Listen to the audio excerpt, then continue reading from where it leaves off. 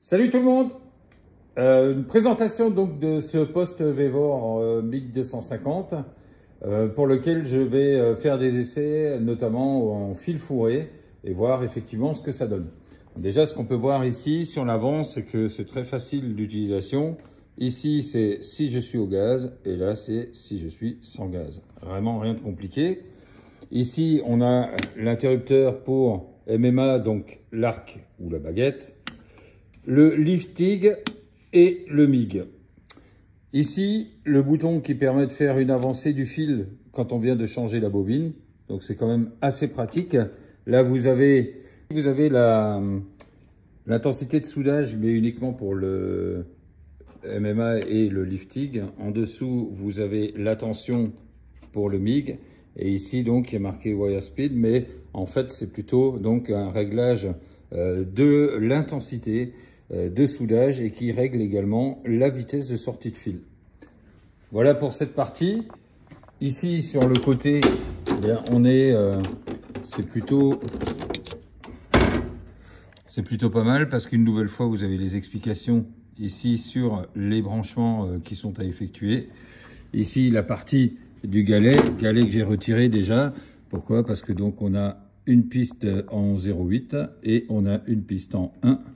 Donc pas de souci. Je vais monter la bobine ici. Les caractéristiques, on va les retrouver donc ici. Voilà, je reste un peu focus. Mettez en pause ceux qui ont envie. Et donc ici, on a également une entrée de gaz pour le MIG, le MAG, pour notre soudure. Mais nous, on va donc pas l'utiliser de façon à faire les choses simplement pour quelqu'un qui n'aurait pas l'équipement en bouteille. Bon allez, on va voir ça tout à l'heure.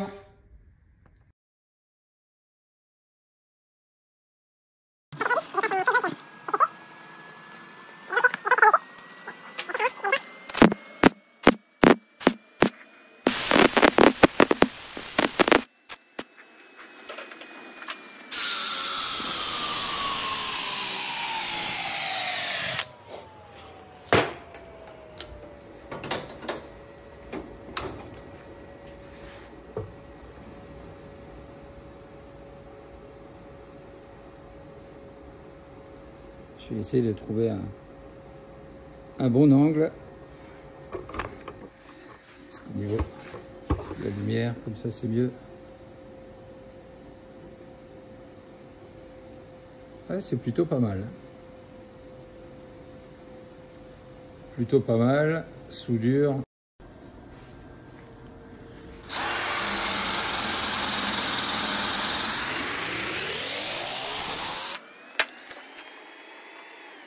Franchement, c'est plutôt pas mal par rapport à il y a 15 ans où j'avais fait des essais de fil fourré.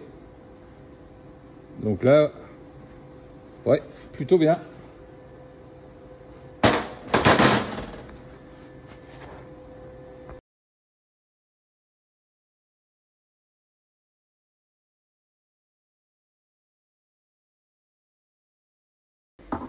Allez, on va tester en angle.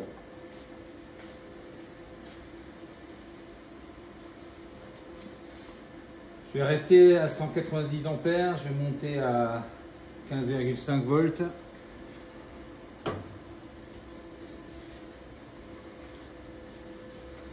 Peut-être même 16, tiens. Parfait. Hop.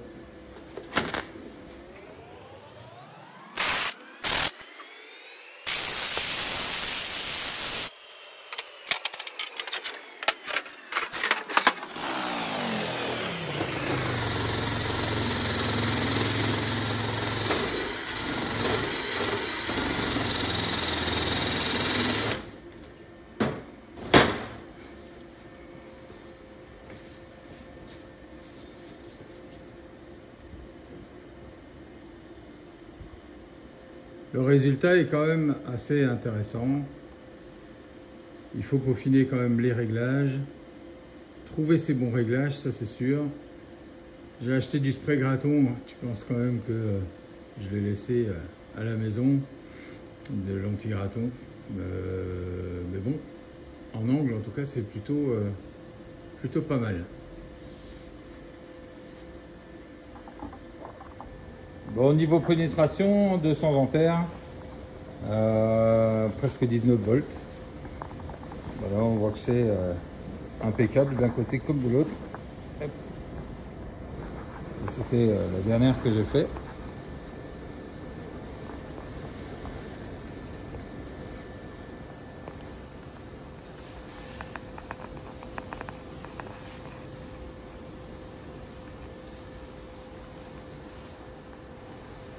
J'ai ramené un vieil échappement. N'oubliez pas, quand vous soudez, quand vous devez ressouder sur un échappement, il faut absolument arriver quand même sur une partie qui est saine. La soudure, c'est comme la peinture. Tout est une question de préparation et du support. Et là, c'est exactement le cas. Bon, là, celui-ci, il est plutôt bien.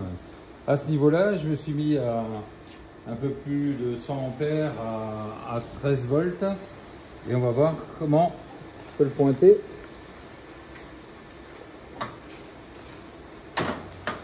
C'est bon.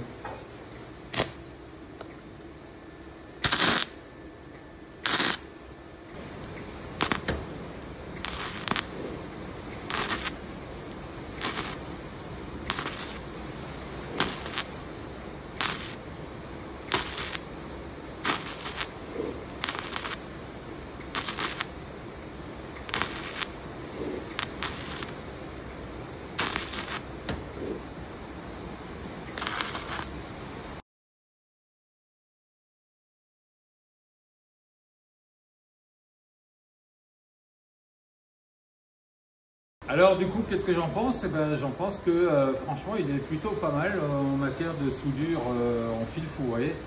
Le gros point en fait vraiment qui a été travaillé, c'est les réglages. Les réglages qui se jouent donc sur ces deux potentiomètres, un qui va régler la tension donc en voltage et l'autre qui va régler l'intensité en ampères.